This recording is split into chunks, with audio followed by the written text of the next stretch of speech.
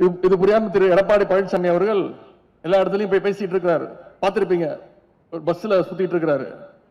அதுல சொல்றாரு, திமுக தேர்தல் வந்த உடனே எல்லாரோட தமிழ்நாட்டு மக்களுடைய வீட்டு கதவெல்லாம் போய் தட்டிக்கிட்டு இருக்கு அப்படின்னு. நான் ஏற்கனவே அதற்கு பதில் சொன்னேன். திரு எடப்பாடி பழனிசாமி அவர்களே, நாங்க ஒன்னும் உங்களை மாதிரி அமித்ஷா வீட்டு கதவையோ கமலாலயம் வீட்டு கதவையோ திருட்டுத்தனமா போய் தட்டல.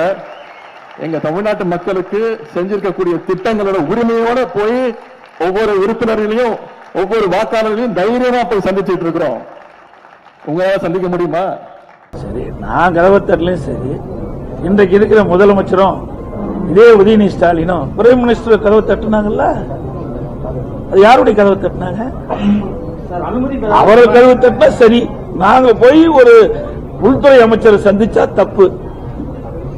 இந்திய நாட்டுடைய உள்துறை அமைச்சர் தானே அவரு, வேற யாரும் இல்ல. இதுல என்ன தவறுக்கு எனக்கு புரியல. அது மட்டும் இல்ல, நான் டெல்லிக்கு போன உடனே இதே முதலமைச்சர் சட்டமன்றத்தில் ஒரு கருத்து தெரிவிச்சார். எடப்பாடி பழனிசாமி டெல்லி சென்றிருக்கின்றார், ஏதாவது ஒரு வாய்ப்புல மத்திய அமைச்சரை சந்தித்தால் தமிழ்நாட்டுடைய பிரச்சனை சொல்லுங்கள் என்று அவர்களே சொன்னாங்க. எல்லா பத்திரிகையிலும் வந்திருக்குது. அப்புறம் இப்படிப்பட்ட கேள்வி அவர்களே கேட்கிறாங்க.